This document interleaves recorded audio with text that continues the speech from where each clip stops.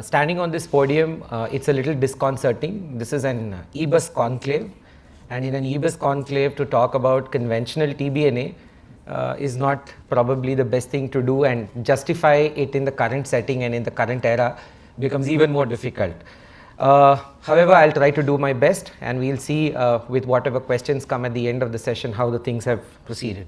So this is where I come from. This is the hospital on the outskirts of Bangalore, and I bring greetings to you from here. On the left side is the cardiac hospital, which is the famous one, and on the right side is the Mazumdar Shaw Medical Center, which is where we operate from.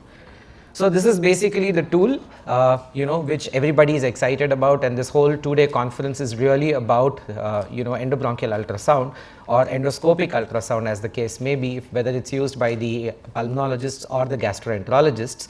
And everybody is very excited to have a very, sleek and sexy car.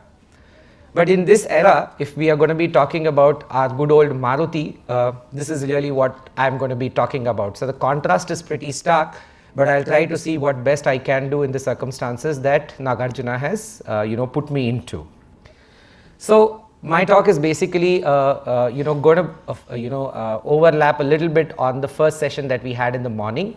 We're going to talk about a little bit of the history. I'll talk about the IASLC map. Again, I'll keep it very brief. We'll talk about stations, boundaries and landmarks, but I'll promise not to bore you too much with anatomy. The vascular anatomy, I think Samir has already spoken, but I'll re-emphasize the points because that is extremely important when we are doing EBUS or the conventional TBNA. But what I'll focus on is how we do it, and more important still, are the skills of conventional TBNA even important in this era? And we have Valiyappan with us, so we'll probably refer to a couple of their papers from PJ Chandigarh. And are we discovering the conventional TBNA era in the era of EBUS TBNA is something that I'll be talking on. So getting on with it, no story is ever complete with the people who advance science big in a large way, and I think the person here is Kopen Wang in the center. On the top left hand corner of the screen is the map which he actually brought out from that particular era, and they started looking at lymph nodes and sampling them, and that's the map he came up with, which is known as the Wang map. He also wrote a book on flexible bronchoscopy, co-authored with the famous Atul Mehta, as we know, and the first paper that he published in the AJR CCM is to your top left hand corner, to the bottom left hand corner. And for all the work that he's done, he won the Siaglia award, and that's Siaglia for you. So this is actually a quiz question, but I like to put it here because it gives you a lot of information and also historically explains how all of this happened. So that's Kopen Wang for you with the Wang needles. But even before Wang, there were some attempts at sampling lymph nodes in the era of rigid bronchoscopy. And how they did it is with this needle, which is known as the Schleicher needle, which is actually a German word. So they would put a rigid bronchoscopy and have a rigid needle, and they'd go into the subcarinal lymph node and sample it, and that's basically what is shown in the picture here. And this is again a recap of the Wang map. The current map that we use is the IASLC map that was discussed earlier in the morning by both Samir and Dr. Ishwar. But this is basically how the Wang map looks like on the left, and the stations look like. Most of these stations have been redefined. The point I really want to highlight here is now the IASLC in its the 8th edition that it's going to come out soon.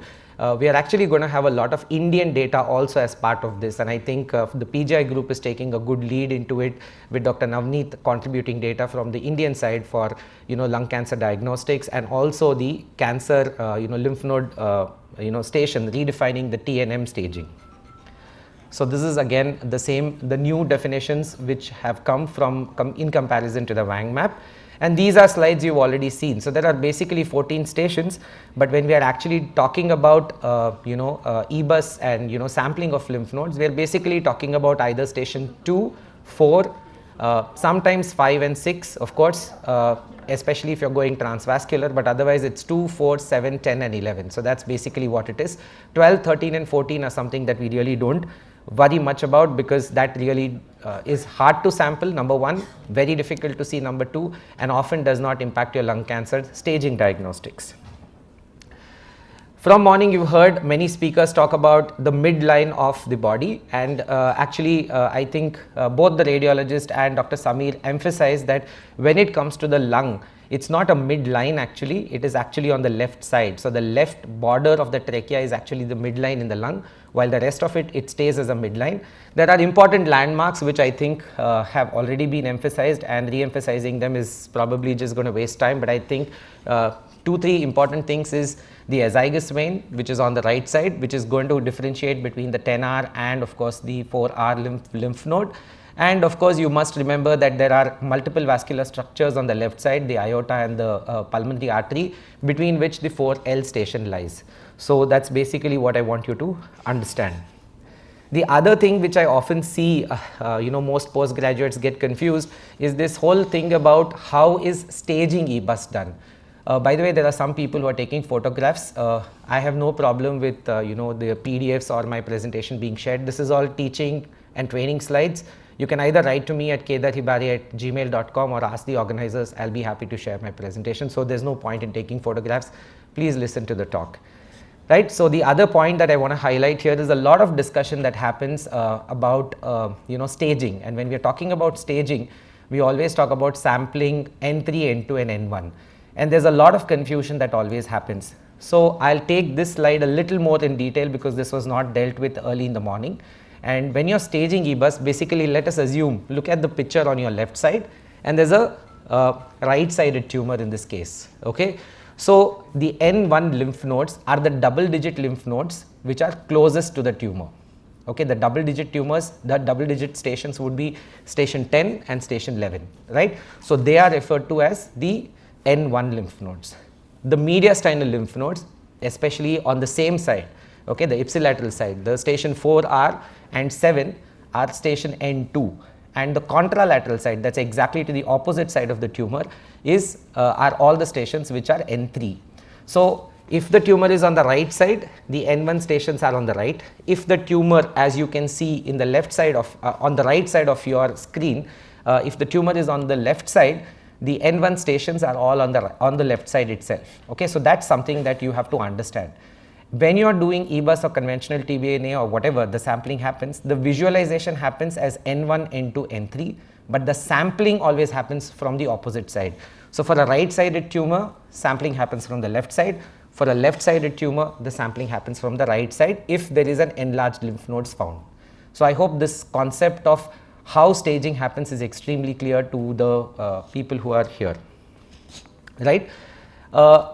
Apart from this, one of the most important aspects that people really need to get into, whether it be the radiologists, whether it be the interventional pulmonologists or a gastroenterologist who spoke in the morning, everybody was talking about vascular structures. And the biggest problem is when you're doing all of these things, while EBUS gives you a huge margin of safety in terms of being able to see the vascular structures, it becomes even more important in a procedure like conventional TBNA to understand your anatomy and be extremely good at your anatomy, much better than you would usually be. Okay, so that's really why it's important for you to understand. And when we are usually talking about conventional TBNA, we usually highlight station 7 and station 4R, and I'll come to why a little later in my talk.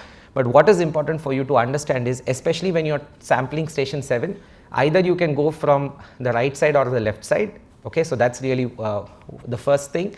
The second thing is, if you're going from the right side, look at the clock dial on the right side of your screens below. You can go anywhere between the 8 o'clock and 11 o'clock position to sample the station 7.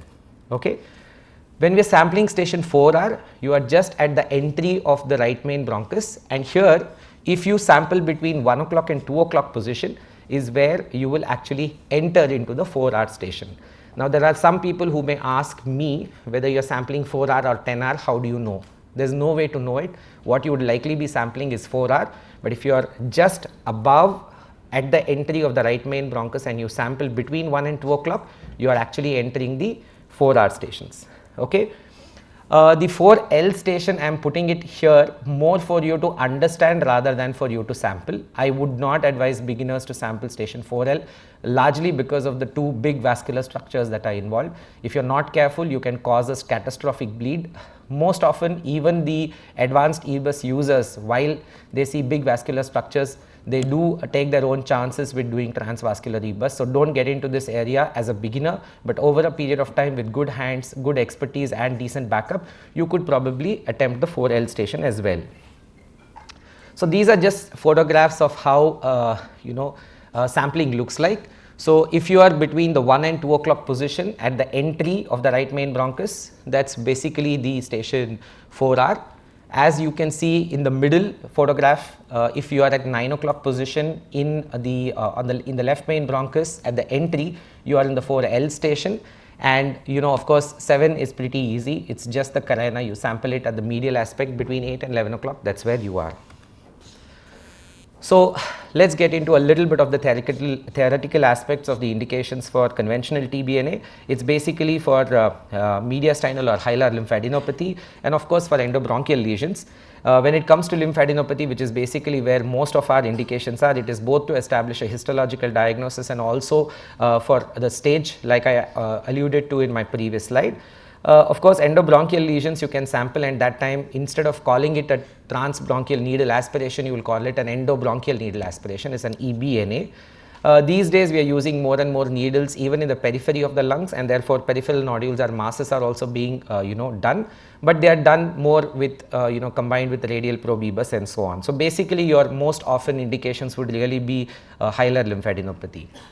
Here I'd also like to emphasize the fact that these 6 T's which Dr. Atul Mehta described are extremely important. The most important aspect for beginners would be to see their CTs and spend time with their CTs themselves, and also if you can sit with your radiologist, it becomes an added advantage, because often enough you get to hear a couple of things which you may have initially missed while seeing the CT yourself.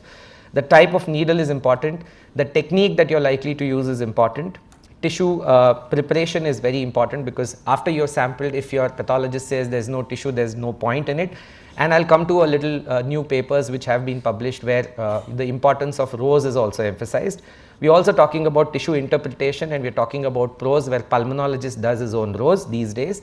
And of course, while it is not a very emphasized point, I think trained assistants can make a great difference. So having a team, having a person who's trained with you, understands your next steps, understands what next you're going to do, is probably going to make a huge difference, especially in blind procedures like the conventional TBNA. Of course, when you're doing needle aspirations, the tools of the trade are these. You basically have 18 and a 22 gauge needles. These days, because of the advancements and EBUS availability across the country, I'm actually seeing some people complain that these needles are not even being available now. Some companies are withdrawing their manufacturing. The length, however, is something that is important to note. It is 13 to 15 millimeters. So the maximum length of a TBNA needle is about 1.5 centimeters. So deeper nodes cannot be sampled. So there is of course a histology and a cytology needle. So that again is just a matter of gauge, and I think these differences were spoken by Loveleen in the previous talk. But I think what is important is all these techniques, and a lot of people keep talking about it. I'm just going to play a video, and as the video is going to play, I'm going to highlight all of these 4 techniques. And for those of you who may miss some points, I'll repeat this particular thing, because that's probably the take home part of this particular talk. So there are basically 4 techniques. How does this video work? Kedar, 2 more minutes. Yes sir, I'll finish it. So can we have this video playing? Yeah. So the first technique that you see here is the jabbing technique. So that's the bronchoscope and the needle hub coming out of it. The needle then comes out of it. What goes inside and punctures the lymph node really is only the needle. So what moves is the needle. In the piggyback technique, the needle comes out, the needle hub comes out, the needle comes out. Notice that it's not the needle that goes in, but it's the entire bronchoscope with the needle that goes in. So that is basically your piggyback technique, right? When we're talking about hub against the wall, as the name suggests, the hub of the needle is against the wall. So you will see that the needle hub comes out and is touching the wall out there. And then it's a matter of pushing the needle out. And in the coughing technique, the needle comes out, the hub comes out, the needle comes out, but what moves is basically the patient is asked to cooperate by coughing, and therefore this is basically what happens. So there's a lot of discussion and debate about which technique is better and why, but strictly speaking, no one technique is really better than the other. In your own circumstances, it's something that you're comfortable with, and strictly nobody follows one single technique. It's usually a combination of the two. So it's usually a combination of jabbing and piggyback or hub against the wall kind of techniques. So, you may read a lot of stuff, but that's basically, finally it boils down to what you are comfortable in your setting. A few tips before we proceed further. What's important is whenever you're pushing your needle hub and the needle out, try to be as close to the entry point as possible. If you push the needle out too far out, there's always a possibility that you can bend it. That's one thing that can happen. The second thing is be at an angle of 45 degree. That helps in easier penetration and easier entry of it. And while doing the piggyback method, one of the things that is required is to fix this needle, and this is one of the ways you can do it. The last thing that is important is when you're trying to pull out the needle, always ensure that the needle comes out en bloc, otherwise you can get into trouble. So, the tip of the needle at least should be visible in case you're not able to pull out the needle from the bronchoscope. The last part of my talk is why it is still important, and I'll just rush through it because of lack of time. The important thing to understand is the superiority of EBUS TBNA over conventional TBNA without rose has only been shown in lung cancer and sarcoidosis historically, and we see a lot of TB and sarcoidosis in the country more than lung cancer. Of course, the landscape is changing and now we are also starting to see more and more lung cancers, but this very interesting paper by Karan actually spoke about 4 groups where they interestingly randomized groups to conventional TBNA with and without rose and EBUS TBNA also with and without rose. And what they found is the yield of conventional TBNA when rose was not done was 32%. But remember that if you added rose to conventional TBNA, you ended up with a yield of 72%, and EBUS in both groups with or without rose was about 67%. So just doing conventional TBNA and adding rose to it can make a significant difference. And of course, you would want to target more larger lymph nodes, more than 1.5 centimeters usually. And for 1.5 centimeter lymph nodes, the adequacy and the diagnostic rate is pretty good. It's at 95 and 85%. Okay. And of course, the needles of TBNA are cheaper. You can get away with minimal sedation. And of course, they can be completed more quickly. And the skills of needling are extremely important when you do other procedures in interventional pulmonology, especially glue and things like that. This is probably the most important aspect of my talk, and what is important is this very interesting paper from the PGI group which actually spoke about how it had changed their practice after getting EBUS TBNA. So, I am just putting one slide here. What's important is they didn't have an EBUS, and after they got their EBUS and they started doing their EBUS as well, what the slides basically tell us is that their conventional TBNA skills improved drastically because of a better understanding of anatomy. That's the simplest way to put it. So look at it when they didn't have their EBUS and what happened to their yields and efficacy to hit the lymph node or the efficiency to hit the lymph node after they got their EBUS. EBUS has happened. So basically EBUS not only helps you do these procedures better, if you get some kind of hands-on onto it, it helps you understanding the anatomy better, and so therefore can help your conventional TBNA skills better. So what I've actually done in my talk is to tell you that our good old Maruti is quite reliable, it's a robust, and of course it's time tested, so it's more like the ambassador. In the end, however, it's very important to understand that when you're doing conventional TBNA, staging EBUS is of course difficult. It's possible, but it's definitely difficult. Smaller lymph nodes, all lung cancer guidelines these days say that any lymph node that you see more than 0.5 centimeter needs to be sampled, and this cannot be done because at least you need a sample size, a lymph node size of 1.5 centimeters. The margin of safety with EBUS is huge. In conventional TBNA, you can inadvertently enter a vessel. Transvascular EBUSs, which are some things which are now being done routinely in advanced EBUS centers, cannot be done with just conventional needles. And of course, the needle length is shorter, it's just 1.5 centimeters. So if a lymph node is deeper, you will end up not sampling it. The awe factor never ends. At an EBUS conclave, you can never come and justify conventional TBNA enough, but I have tried my attempts at doing what best I can, and I hope Nagarjun should give me the credit for it. And of course, I must say that I do EBUS too. Of course, we do continue to do conventional TBNA if an appropriate case comes. The whole point of this talk is to ensure, or at least make you all aware, that conventional TBNA can still be done, and please attempt it for stations 7 and 4R, especially when the lymph nodes are larger. Don't always go with the impression that you need only EBUS if you have to sample lymph nodes. Thank you, ladies and gentlemen.